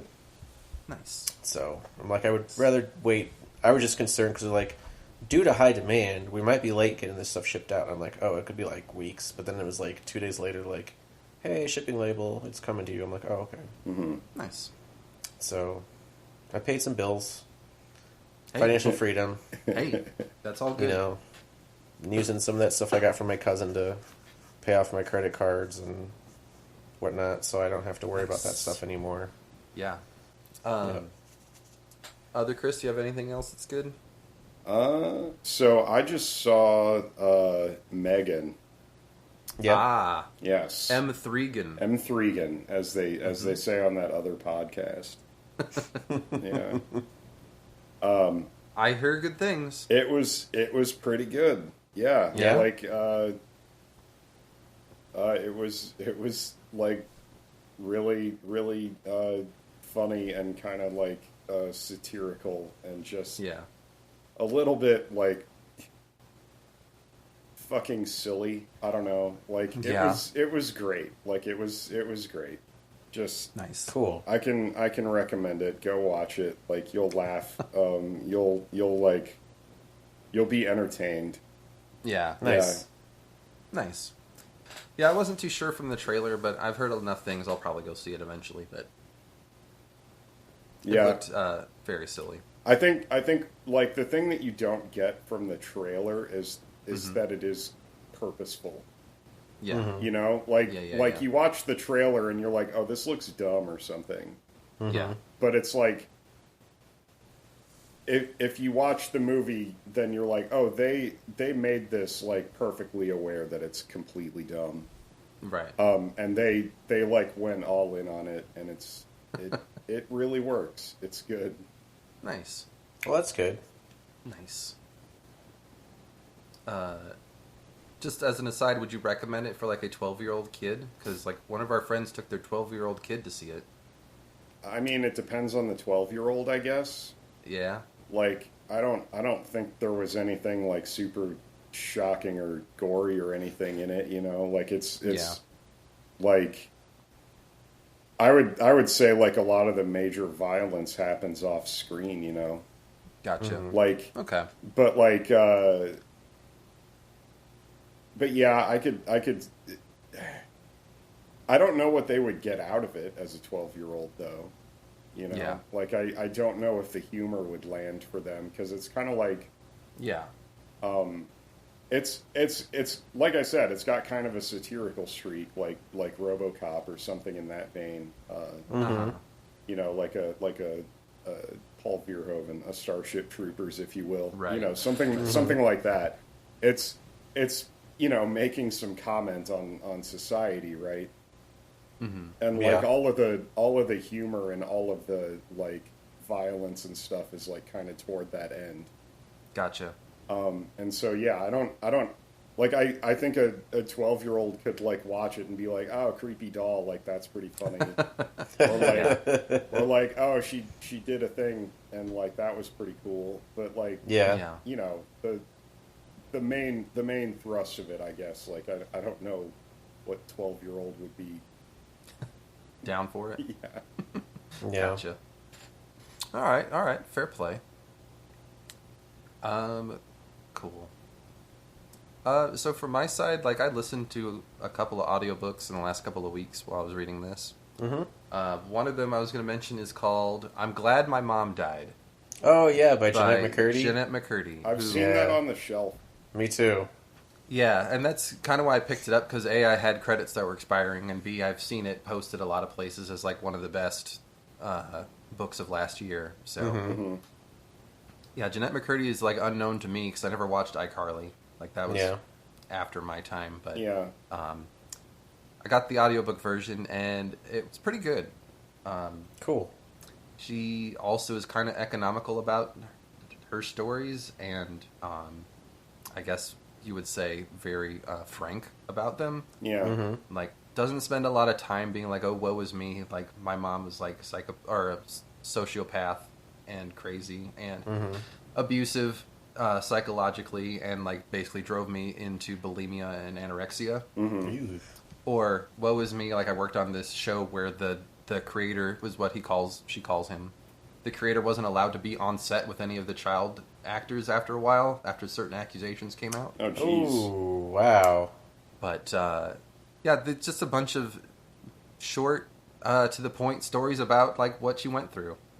Yikes. And, usually I, get annoyed when people who aren't even 40 are like, here's my memoir. My life is complete and I've learned everything I can learn. But she even was talking about how kind of like, yeah, I'm working on it now. So Yeah, like this is the first one she'll do. Maybe, yeah. Maybe, and then further down the road you do a different one. Like Will Wheaton has done. Right. So... Yeah, and also she read it very quickly, which I appreciated. I'm like, did I set the speed up again on this? But no, like that's just how fast she read it. So I'm like, okay, let's go. Like, no, like, I'm not going to dwell on this. Let's just go through it. So, right. I like that. One I'm listening to now, I'm about 3/4 of the way through, is called Tracers in the Dark by Andy Greenberg. And basically it is talking about Bitcoin and cryptocurrency and people who have to figure out how to decode the blockchain to like help do forensics for crimes and stuff. Okay. Oh. And so it's a bunch of different stories, and I'll admit, like, I get lost with who is who in this thing. But basically talking, like, the main first section was talking about the Silk Road. And how the Dread Pirate Roberts, who ran that, was basically convinced he was invincible because Bitcoin was anonymized, and so no one could ever track anything. But basically the point being that, since there's like a very public record of every Bitcoin transaction ever, like you can figure it out. Like they talked about this post-grad student who was a cryptologist going through and just basically going, okay, well, because the way money moves from wallet to wallet, and since we know big dollar transactions are probably this or that, like she very easily was like, yeah, this is a Silk Road transaction, and this one is too, and this one is too, and this is this, and like, just the stories of her buying very specific things off of there, so she could track her own Bitcoin back and be like, yep, this proves it. So, all that stuff is over my head, but I'm at least aware enough to be like, yeah, you idiot. Of course you can do that. You stupid guy. I don't know like why anyone ever thought that. Yeah. Like that was like my immediate first reaction to it. Like same thing with like the Onion Network, you know, and like various other things that people claim to be like, oh, this is anonymizing. This will hide your activity somehow. I'm like, right. No, it's all there. Like if you know how to look for it, it's staring at you in the face. Yeah. Right. Yeah, it's more secretive than if you just said, "Hey, I'm Chris and I'm buying these drugs." But I mean, but I really liked this. Which I do now, though. Yeah, you just do it out in the open. I just go to a store. Right. I'm like, hey, I would like to buy some drugs, and they're like, cool, we will sell you some. You don't even have to get a Bitcoin for it. Just do it. Yeah. So just random things from there that I find really amusing is them talking about constantly talking about how much people would be worth if they hadn't used their like 10,000 Bitcoins to buy a pizza back in the day. Yeah. Yeah, that first Bitcoin purchase. Or they talked about, see if I can remember what this is, like the network that replaced Silk Road when it got taken down. Is it Pirate Bay? No, that's a slightly different thing. That is different. Something Bay. Anyway, it was supposed to be the bigger, better version of the Silk Road. Yeah. And, like, super encrypted, and no one knew anything about the guy, except someone tipped them off that when they first registered for it, they got an email from the server that used the guy's actual email address. And his email address was something like Andy91 at Hotmail. Oh, God. And so they searched Google for Andy91 and found his forum posts from back in the day. Yeah. Talking about all the stuff he was going to do. And using the same name he started the thing with. They're like, oh, it's this guy who's in Thailand. Mm-hmm. And he's like, they'll never get me in Thailand, not knowing that one of the biggest offshore DEA offices is in Thailand also. Thailand. Right. Yeah. So they got him almost right away. I'm like, yeah. Yep. The main point being like, yeah, this would help you do criminal stuff if you weren't an idiot. Like, right. But I mean, also, you know, you don't need it to do criminal stuff if you're not an idiot. Right. Like, you can just do crime. Like, you don't need crypto. No, cash. It's a safeguard. No one will friends. find you ever. Oh my god. No one will find you if you have cash either. So yeah, I've got a little bit to go on that still, but it's been very interesting. So sounds like it. And again, it makes me feel real smart, even though I would never come up with this shit. Right. I can rejoice in criminals being stupid. Yeah. Yeah. It's quite fun sometimes. Good times. All right. Oh, Chris, I was supposed to remind you about a thing. Yeah. Oh yeah. You were going to say something about stuff. Parents. Oh yeah. So when I was watching Megan, I can't remember where in the conversation I pulled this from, but I wanted to bring it up after I talked about Megan. Okay. But there was a specific scene in the movie where the kid is like freaking out because they took Megan away from her. Yeah. Like she's throwing a real fucking fit, you know? And like she just like smacks Allison Williams' character across the face. Oh jeez. And like at that moment, like I said, like the whole theater was like full of kids, you know, like that were just kind of left there by their parents, I guess. But like in that exact moment, like one other person in the theater was like, "Oh hell no!" Like she's about to get fucking slapped. Like, we're not taking that shit, right? Jesus. Like she did not just do that. Yeah. What just happened? No, ma'am. Right. No. Fucking kids. Right. All right. Anything else we need to say? No. I think we're No. good. All right. Stop exactly at the 2-hour mark. Okay, that was our session for today. Homework for next time is to read the rest of the book, which is a bigger chunk of pages than this one, but I felt they moved quicker. I don't know. Since we're still running a bit long, a quick on-second thoughts for you today. At the time that I recommended Tracers in the Dark, I was only about 2/3 of the way through that book. And while I do still recommend it, if I had finished it at that point, I would have called out that the last section is discussing a dark web child pornography ring, which does ultimately get taken down, and is still an interesting topic in the context of digital security. It's just, you know, anything with that kind of content is also super dark, even if they don't get into too many details. So, yeah, just a heads up if you are planning on checking that book out.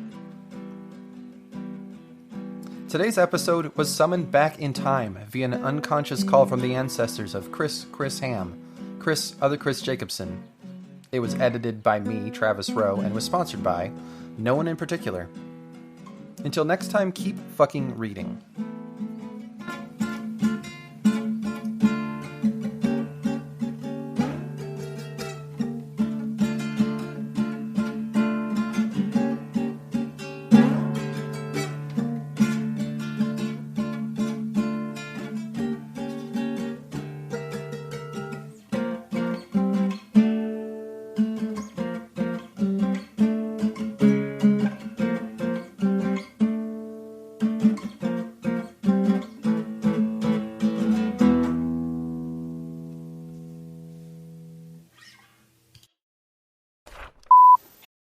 bad day.